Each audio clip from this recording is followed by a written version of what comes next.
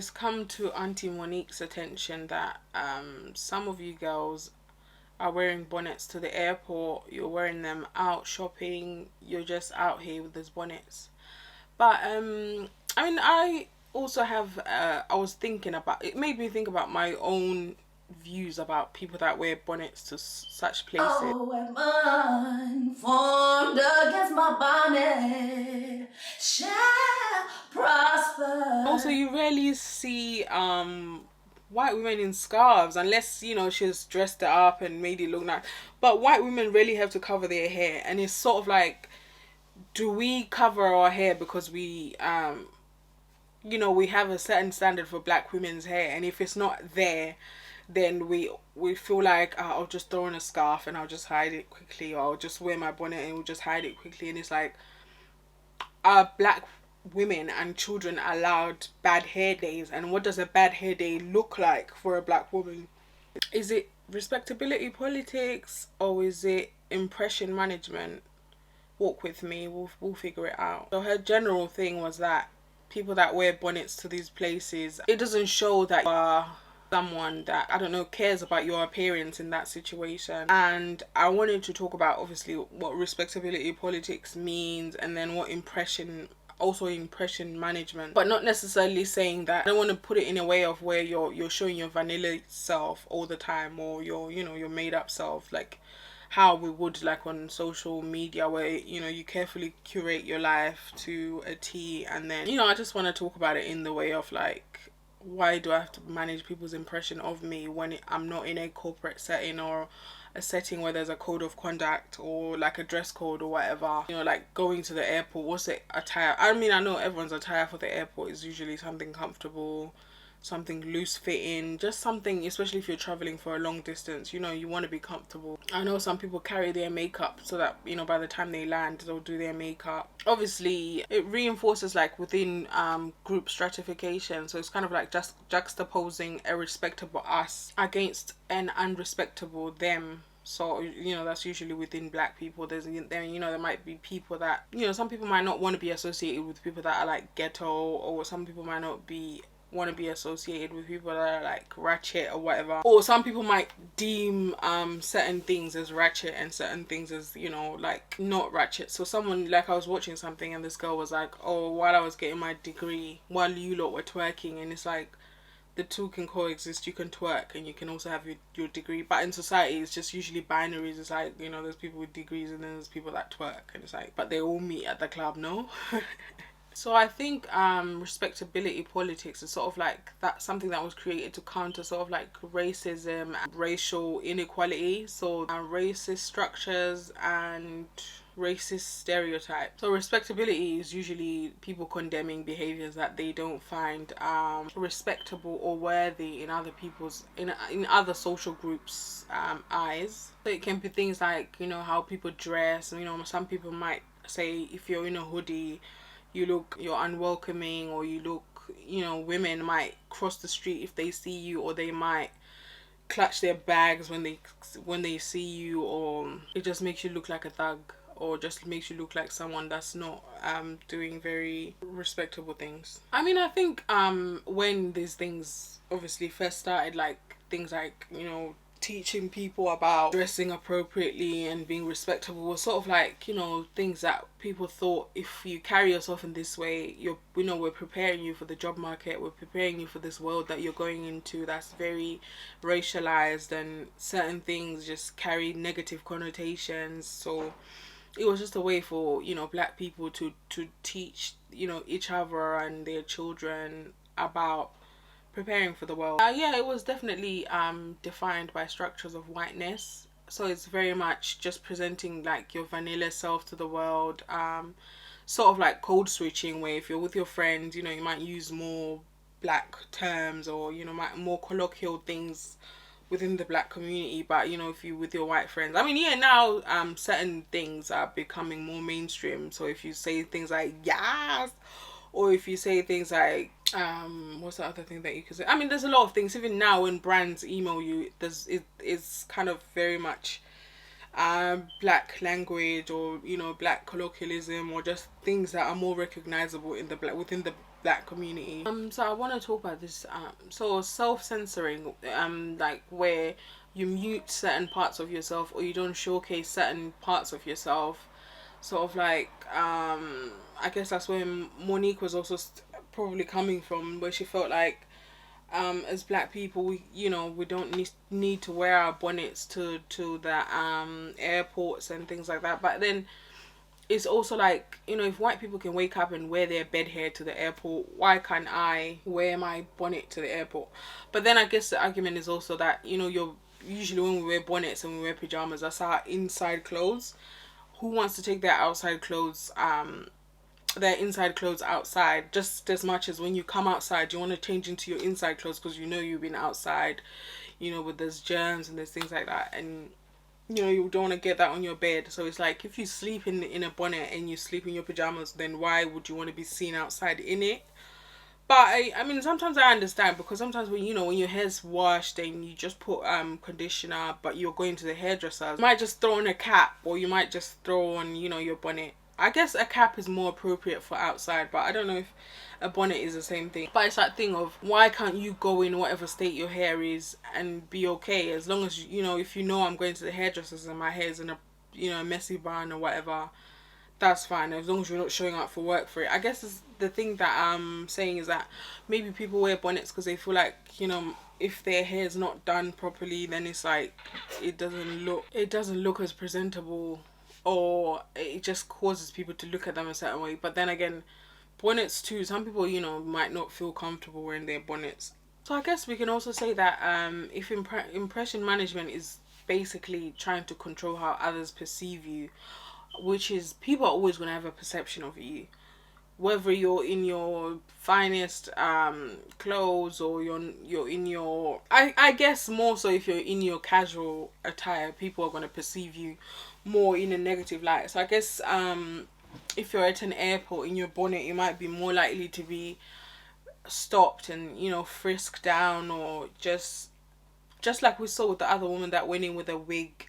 It wasn't even a wig, it was like track sewn onto a cap, and security was like, can you take off this thing, your cap? And she was now stuck because she's wearing bundles that are stitched onto a cap. So if she takes it off, she's now gonna just have a wig cap underneath.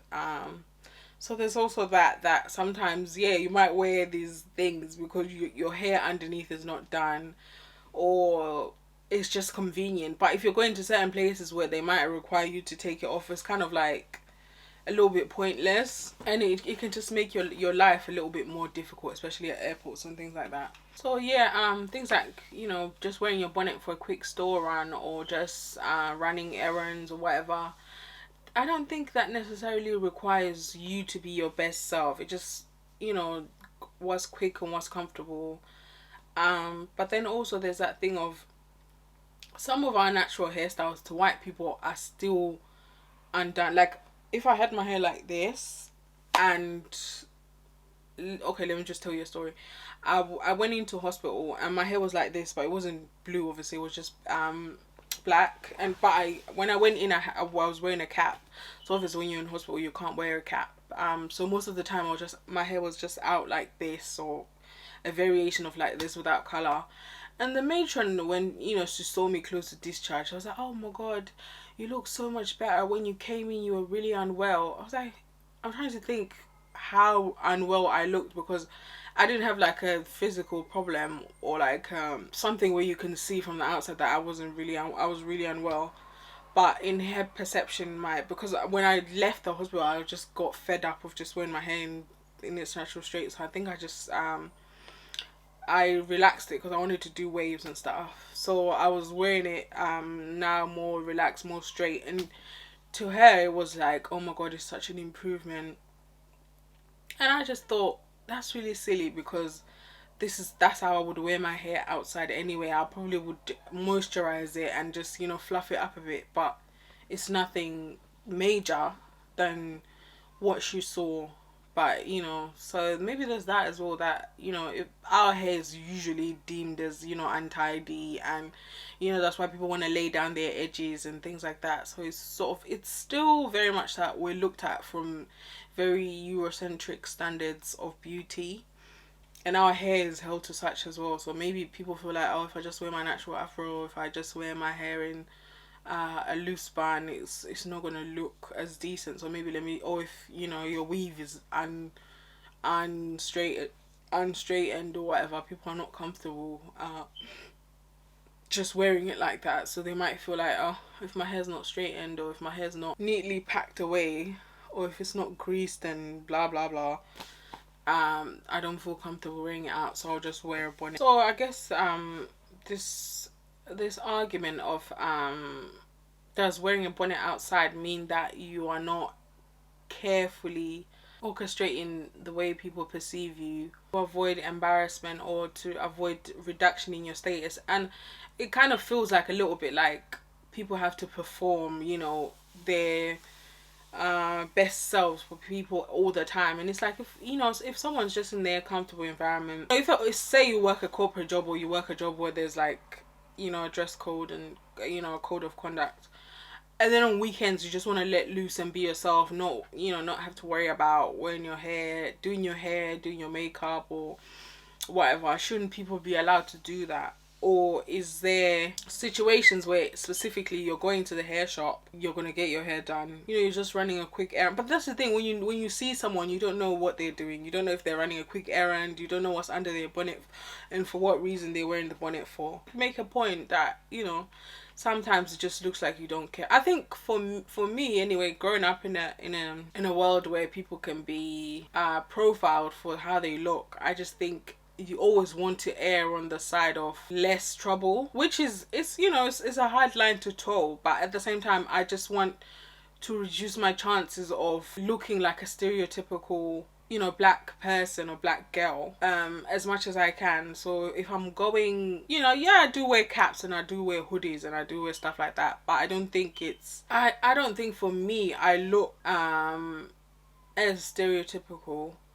But then I think also there's that thing of sometimes if you're going Selfridges, you might do your face, do your makeup and try and look the part, which is something that I don't think white people have to worry about. If you're going to shop in Selfridges, or if you're going to shop in Harrods or whatever, you don't necessarily have to dress a certain way because you think the security is going to be looking at you, or because you know that people are going to be more willing to serve you. I think it's just a wider conversation of the things that you will become aware of as a black person growing up in a Western society. You just have to, look the part for where you're going.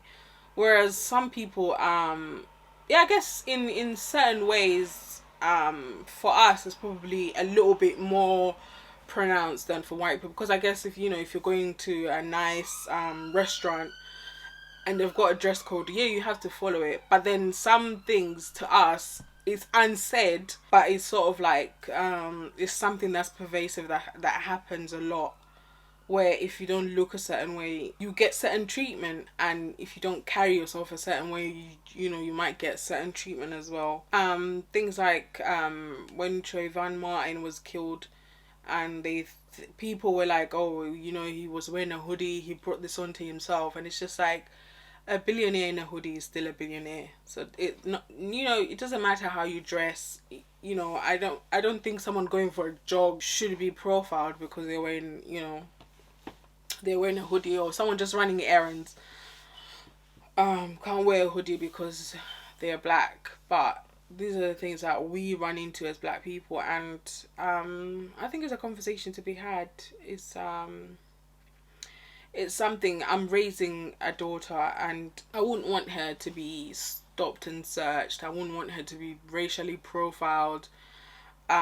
So sometimes I have to correct myself. Sometimes when I say to her, oh, don't do this because, and it's like, but she's a child, she's going through life. Do I really want her to learn from such a young age that she has to censor certain parts of herself or her expression of herself simply because she's a black girl growing up in London?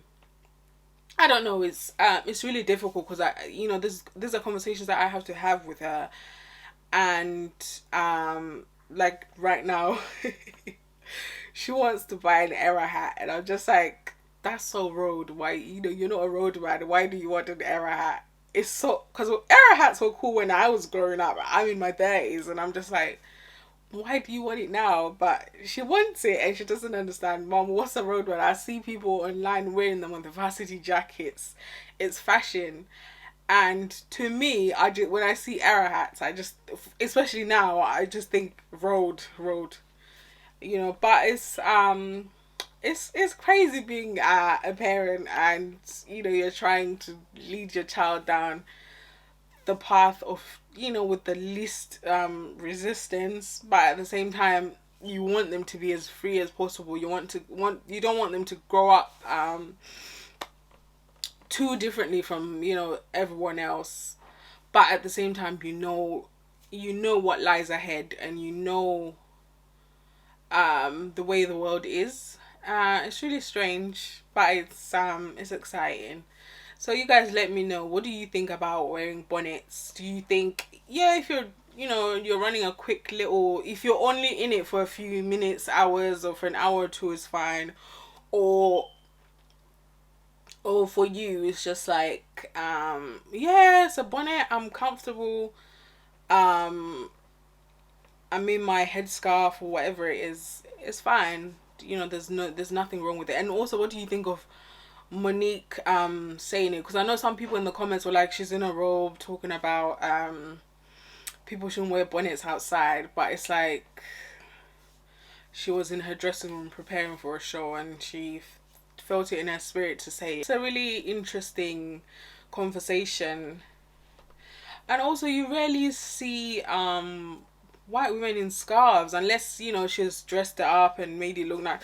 But white women really have to cover their hair, and it's sort of like, do we cover our hair because we you know, we have a certain standard for black women's hair, and if it's not there, then we feel like, I'll just throw in a scarf and I'll just hide it quickly, or I'll just wear my bonnet and we'll just hide it quickly. And it's like, are black women and children allowed bad hair days? And what does a bad hair day look like for a black woman?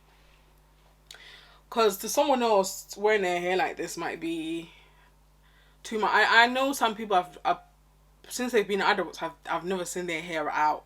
It's either braided up, it's either under a weave. Like, I know a lot of people that have problems with wearing their hair natural in its rawest state. So I guess this hair thing is just something that's never ending with black women, isn't it? I don't know. Let me know.